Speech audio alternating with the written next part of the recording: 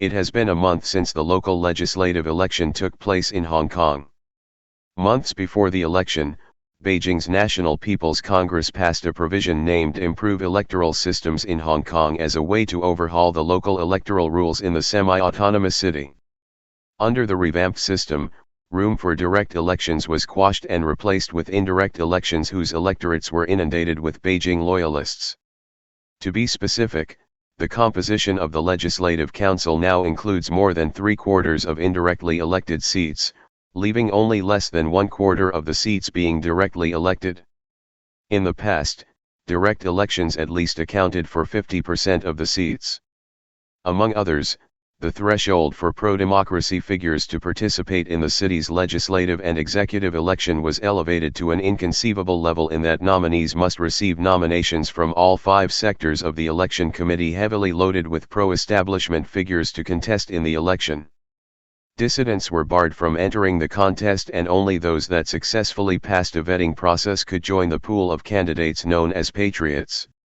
With almost all democratic activities and campaigns stifled, the upshot of the election was no surprise to anyone. Pro-Beijing candidates won all but one seat in the 90-member Legislative Council.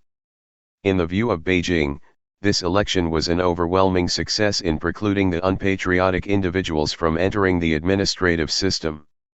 But for the opponents, this election was a travesty of democracy. Not only was it left with sheer political posturing, but it also witnessed the backtrack of Hong Kong's democracy. However, should China be the only one to shoulder all the culpability in the failing story of Hong Kong's democratic development? Could the culprit be Britain also?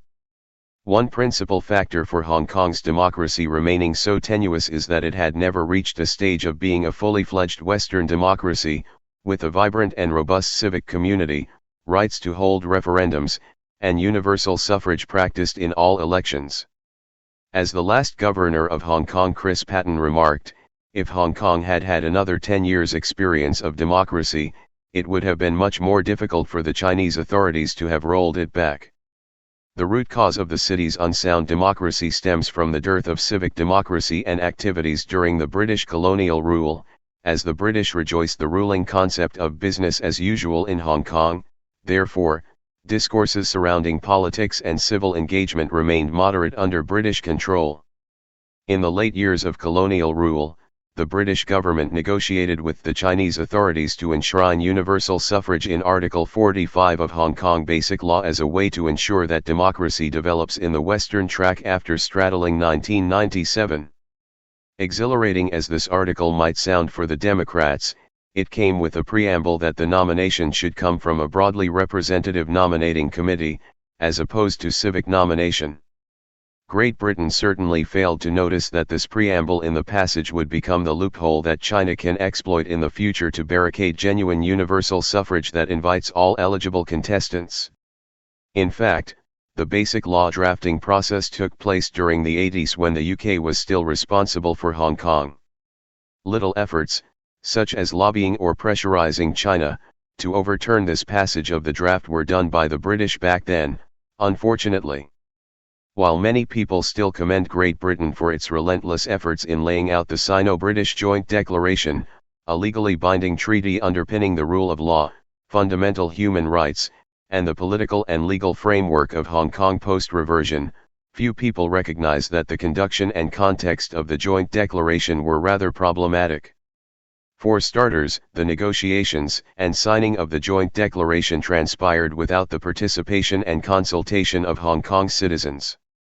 All of the processes were exclusive to only the UK and China, leaving the Hong Kongers to kick off their future in an untenable and subservient position.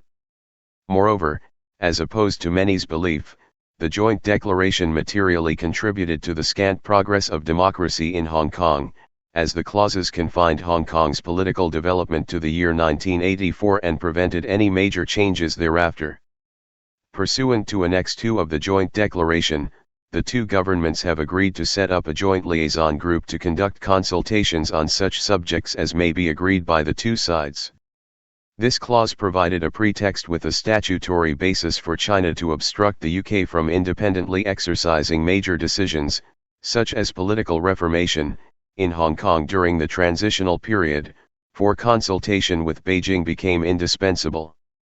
An illustration could be seen in 1993. When Governor Chris Patten propelled electoral reforms expanding the voting franchise in the city's Legislative Council election, Beijing lambasted the UK that such assertive decisions had not received Chinese concurrence. This transient democracy survived until the eve of July 1, 1997, when China then dismantled the Legislative Council and installed the Provisional Legislative Council, as a response to Britain's breach of the Joint Declaration. By and large, Britain still left a myriad of legacies that pillared Hong Kong's success.